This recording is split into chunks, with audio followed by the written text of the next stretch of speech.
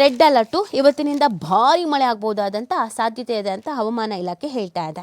ರಾಜ್ಯದ ಹಲವೆಡೆ ಸೋಮವಾರ ಭಾರಿ ಮಳೆ ಆಗುವಂತ ಸಾಧ್ಯತೆ ಇದೆ ಅಂತ ಮುನ್ಸೂಚನೆ ನೀಡಿರುವ ಹವಾಮಾನ ಇಲಾಖೆ ರೆಡ್ ಅಲರ್ಟ್ ಅನ್ನು ನೀಡಿದೆ. ಹಲವು ಜಿಲ್ಲೆಗಳಲ್ಲಿ ಗಾಳಿ ಸಹಿತ ಜೋರು ಮಳೆ ಆಗುವಂತ ಸಾಧ್ಯತೆ ಇದೆ. ಉಡುಪಿ, ದಕ್ಷಿಣ ಕನ್ನಡಕ್ಕೆ ರೆಡ್ ಅಲರ್ಟ್ ಅನ್ನು ಘೋಷಿಸಿದೆ. ರಾಯಚೂರು, ಧಾರವಾಡ, ಹಾವೇರಿ, ಉತ್ತರ ಕನ್ನಡ, ಶಿವಮೊಗ್ಗ, ಚಿಕ್ಕಮಗಳೂರು, ಕೊಡಗು ಜಿಲ್ಲೆಗಳಿಗೆ ಆರೆಂಜ್ ಅಲರ್ಟ್ ಅನ್ನು ಘೋಷಿಸಲಾಗಿದೆ.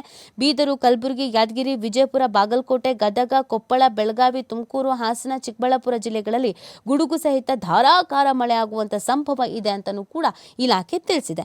ಜಿಲ್ಲೆಗಳಲ್ಲಿ ಹಲವೆಡೆ ಗಂಟೆಗೆ 40 ರಿಂದ 50 ಕಿಲೋಮೀಟರ್ ವೇಗದಲ್ಲಿ ಗಾಳಿ ಬೀಸಬಹುದು. ಕರಾವಳಿಯಲ್ಲಿ ಪ್ರತಿ ಗಂಟೆಗೆ 50 ರಿಂದ 60 ಕಿಲೋಮೀಟರ್ ವೇಗದಲ್ಲಿ ಗಾಳಿ ಬೀಸಲಿದ್ದು, ಮೀನುಗಾರರು ಸಮುದ್ರ ಪ್ರವೇಶಗಳಿಗೆ ಇಳಿಯದಂತೆ ಸೂಚಿಸಲಾಗಿದೆ. ಬೆಂಗಳೂರಿನಲ್ಲಿ ಸಂಜೆ ಮೋಡ ಕವಿದ ವಾತಾವರಣ ಇರಲಿದ್ದು, ಹಲವು ಪ್ರದೇಶಗಳಲ್ಲಿ ಗಾಳಿ ಸಹಿತ ಸಾಧಾರಣ ಮಳೆ ಆಗುವಂತ ಸಾಧ್ಯತೆ ಇದೆ.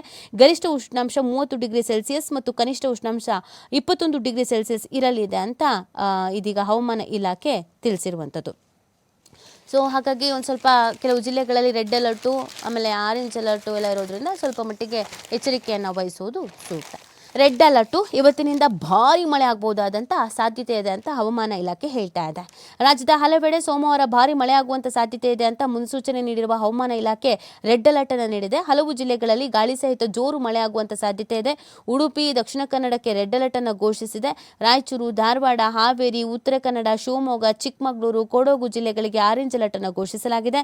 ಬೀದರು, ಕಲಬುರಗಿ, ಯಾದಗಿರಿ, ವಿಜಯಪುರ, ಬಾಗಲಕೋಟೆ, ಗದಗ, ಕೊಪ್ಪಳ, ಬೆಳಗಾವಿ, ತುಮಕೂರು, ಹಾಸನ, ಚಿಕ್ಕಬಳ್ಳಾಪುರ ಜಿಲ್ಲೆಗಳಲ್ಲಿ ಗುಡುಗು ಸಹಿತ ಧಾರಾಕಾರ ಮಳೆ ಆಗುವಂತ ಸಂಭವ ಇದೆ ಅಂತಲೂ ಕೂಡ ಇಲಾಖೆ ತಿಳಿಸಿದೆ. ಜಿಲ್ಲೆಗಳಲ್ಲಿ ಹಲವೆಡೆ ಗಂಟೆಗೆ 40 ರಿಂದ 50 ಕಿಲೋಮೀಟರ್ ವೇಗದಲ್ಲಿ ಗಾಳಿ ಬೀಸಬಹುದು. ಕರಾವಳಿಯಲ್ಲಿ ಪ್ರತಿ ಗಂಟೆಗೆ 50 ರಿಂದ 60 ಕಿಲೋಮೀಟರ್ ವೇಗದಲ್ಲಿ ಗಾಳಿ ಬೀಸಲಿದ್ದು, ಮೀನುಗಾರರು ಸಮುದ್ರ ಪ್ರವೇಶಗಳಿಗೆ ಇಳಿಯದಂತೆ ಸೂಚಿಸಲಾಗಿದೆ. ಬೆಂಗಳೂರಿನಲ್ಲಿ ಸಂಜೆ ಮೋಡ ಕವಿದ ವಾತಾವರಣ ಇರಲಿದ್ದು, ಹಲವು ಪ್ರದೇಶಗಳಲ್ಲಿ ಗಾಳಿ ಸಹಿತ ಸಾಧಾರಣ ಮಳೆ ಆಗುವಂತ ಸಾಧ್ಯತೆ ಇದೆ.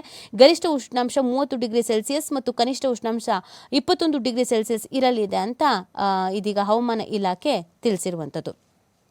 ಸೊ ಹಾಗಾಗಿ ಒಂದು ಸ್ವಲ್ಪ ಕೆಲವು ಜಿಲ್ಲೆಗಳಲ್ಲಿ ರೆಡ್ ಅಲರ್ಟು ಆಮೇಲೆ ಆರೆಂಜ್ ಅಲರ್ಟು ಎಲ್ಲ ಇರೋದ್ರಿಂದ ಸ್ವಲ್ಪ ಮಟ್ಟಿಗೆ ಎಚ್ಚರಿಕೆಯನ್ನು ವಹಿಸುವುದು ಸೂಕ್ತ.